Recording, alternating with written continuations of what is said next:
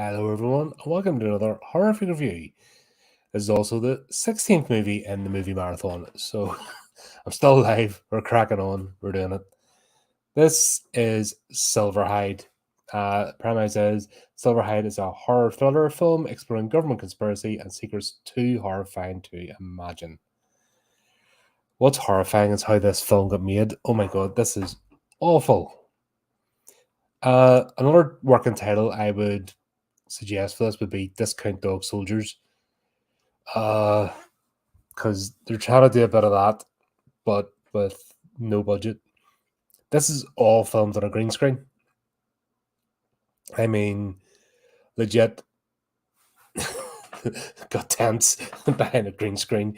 You can see this sort of waviness as they walk in front of it, and there's cutscenes with soldiers patrolling the place, and it's like the one soldier because they obviously don't have enough room in the green screen for two, and it's kind of painful to watch. So what we'll have here are a bunch of reporters who have decided to go to the Welsh Hills, dressed like they're going to the pub on a Saturday night. Especially the main character, Sinead. She looks as if she's going a night out in the town, not up the bloody hills at night time, to stay in a tent and to actually like be out, photograph. They're photographing a runway, an airport runway, to prove that things are landed on the runway and going gnarly, doing secret squirrel stuff. It's all a bit silly. We've also got this other photographer. He's out like this is a secret base, but everyone from all over the place are out on this hill photographing it and watching it.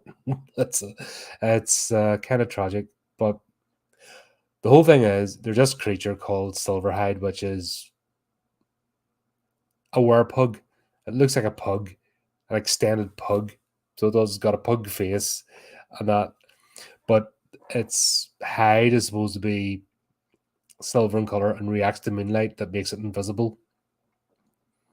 I have a funny feeling that's what they use to justify these cheap effects. Oh, it's invisible, you can't see it, We'll have a guy, the first guy is out on the hill. He's photographing away and he's photographing a sheep. Next thing we know, we'll see, and I mean, like, the CGI in this makes Sci-Fi Channel look top quality. We see a sheep getting eaten. The CGI, the real sheep transforms the CGI sheep as it gets eaten. And for some reason, their sound effects people throw pig grunting noises in. So they throw, also something like I got the farmyard track and played it, man.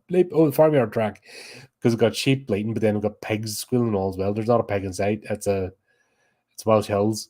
They're sheep, they go bah, not oink.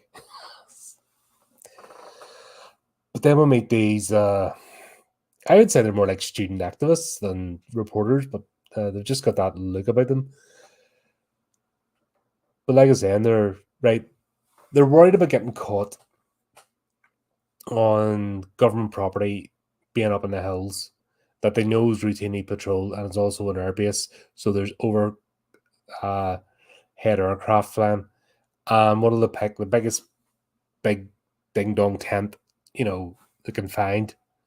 They're not using like 2-man bivvies or anything like that there, or being convert. Because in fact, it's all on green screen. They could have done that, but no. They've obviously borrowed somebody's tent, just pitched it. It's big, 6-man tent, which went dunk, and it's big, like bright grey, like not even remotely matching with the landscape. It's just sticking like a sore thumb, and you're like, yep. I don't think you get the idea of camouflage and concealment. Also, this film was made in 2015. We've got these random squaddies patrolling, and once again, they're not using SA-80s. They're using ARs for some reason. Like, if you can buy a replica SA-80, an airsoft one, especially when you're using CGI to put in the bang bangs for £100, probably less now. And if you buy a couple, you probably get discount. Why not just arm soldiers as they're meant to be? And then they're having these weird Black Star, full moon. Excuse me. Excuse me. Poseidon, weird call signs that wouldn't be used in a million years. And they're still wearing DPM in 2015 when everyone switched over to MTP in 2011. It's a bit silly. And it looks as if it's a bunch of cadets because they're trying to do the beanie hat thing, and it looks like it's like a hand-me-down from the older brothers. It doesn't fit. And their radio procedures off like the half an hour does a bit of research into voice procedures and call signs. There's books and all sorts, and you can look up online what the common known call signs are. It's not hard. But this movie's just a mess.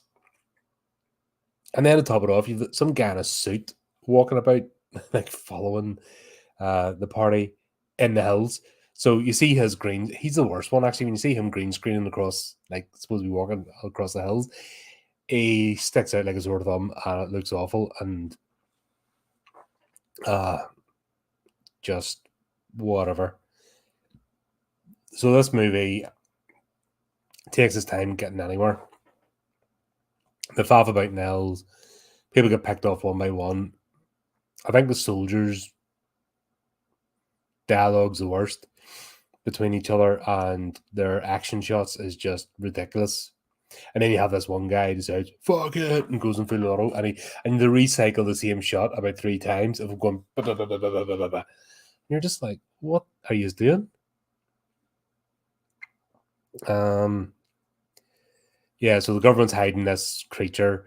They're testing it to see if they can train it, but they're also wanting to find out about its fur and reactive properties so they can use it.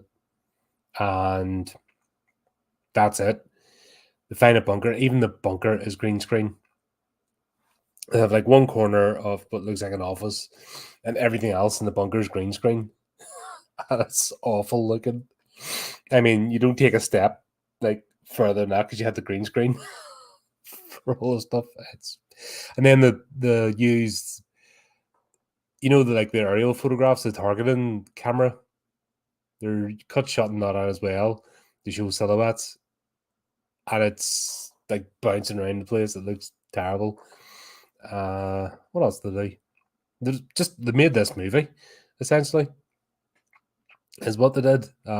This movie shouldn't be made. It's just the actual werewolf attacking scenes are bad, and it chews the same hand about 3 times. So we've got a rubber hand, and it's obviously the fit into his mouth, and for each of the attack scenes is the same rubber hand to do it.